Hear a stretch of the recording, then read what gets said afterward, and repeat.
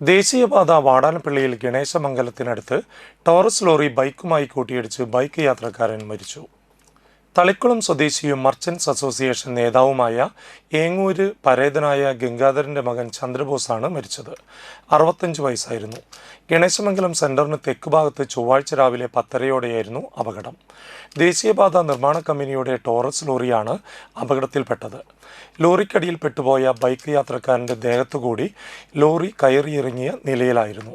അപകടത്തിൽ മരിച്ച ചന്ദ്രബോസ് വ്യാപാരി വ്യവസായി ഏകോപന സമിതി തളിക്കുളം യൂണിറ്റ് പ്രസിഡന്റ്, തളിക്കുളങ്ങര ശ്രീ ശങ്കരനാരായണ ക്ഷേത്ര സമിതി രക്ഷാധികാരി, senior citizen welfare association Thalikulam unit president, SNDP യോഗം തളിക്കുളം അമ്പലനട ശാഖ യൂണിയൻ കമ്മിറ്റി അംഗം, തളിക്കുളം സർവീസ് സഹകരണ ബാങ്ക് ഡയറക്ടർ എന്നീ നിലകളിൽ പ്രവർത്തിച്ചിരുന്നു.